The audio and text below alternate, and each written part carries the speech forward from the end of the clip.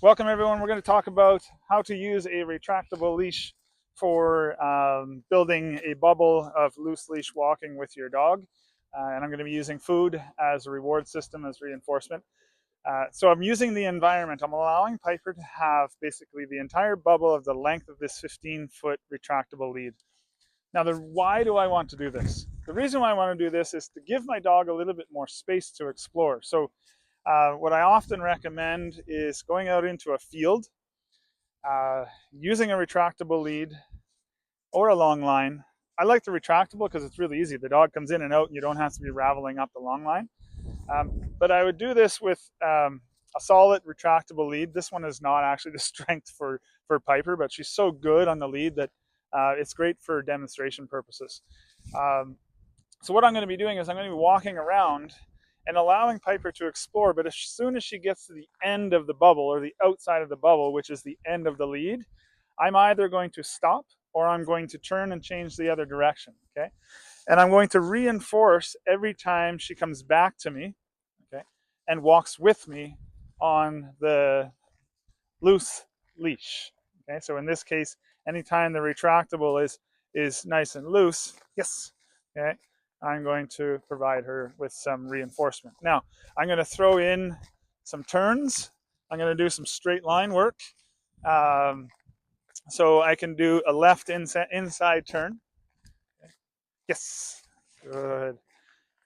Notice I said the marker word, then I reached for my food. And I'm going to go in random patterns, okay? Now we're walking on rocks, so Piper is probably less likely to run away from me because she probably doesn't like this. Good girl, yes, there we go. And this is a very low distraction environment. Okay? But Piper can use the entire length of the leash if she wants to. Now let's just say she was to go to the end of the leash. So here, I'm going to throw some food out there.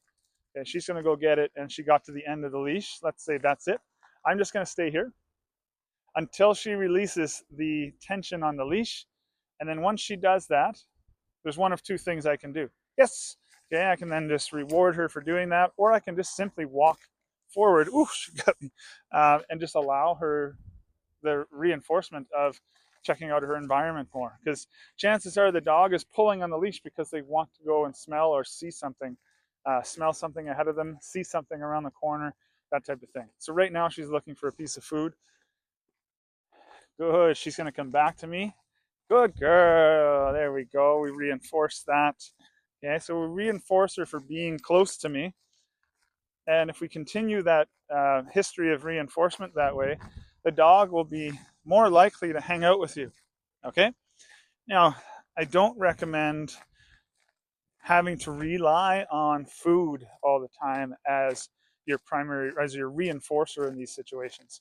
What I do recommend is actually teaching the dog why they should be staying on a loose lead and staying in close proximity to you, or at the very least, staying within reach of you so that you can recall them back.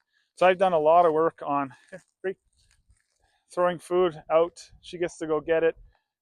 So I just released her by saying free. She gets to go get it, explore, and then come. And then she comes back to me. Good girl. All right. We've done a lot of this. So I know that if Piper gets out to the end of the leash, she's going to come back. I know that if I walk backwards, she's probably going to come back to me. If I start walking forward again, she's going to turn and continue walking with me. So this is a drill that you can do to build that history of reinforcement, working with your dog in a low distraction environment, but an environment with maybe some distractions, so that you can build that trust together, that relationship of, when I'm walking this way, you're going to turn and follow me. That's the expectation, okay? It's not that I'm dominant or whatever. It's just that that's the expectation. There's obligations because she lives in a human world, so to speak, and there's some rules, there's some safety factors, and some reasons why we want to make sure that the dog is walking nicely and safely with us.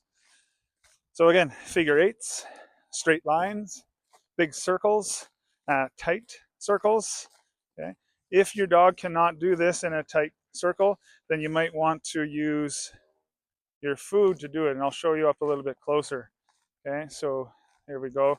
So if your dog can't do a tight turn like this, elbow in, food out, and then your dog will want to follow it. We're luring the dog in that position. So I usually get people to start with this by having food in their hand, putting it in close to them and walking in a big circle, and then over time shortening the circle that they're using to the point where they're able to do a turn like that where the dog will turn on them. Okay, now the right hand turn's a little different because when you're walking with, so Piper's on my left side right now, if I turn to the right, she's got a longer way to come around to me.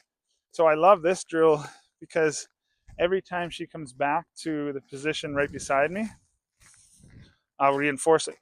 Okay, good. Yes, good girl. She's tired. Huh? Good girl. That's it. So this is one of my favorite drills. I've got a whole bunch of videos about this and how to do it, but I don't know if I have any done with the retractable lead. So I can take food, I can throw it, and then I walk the other way.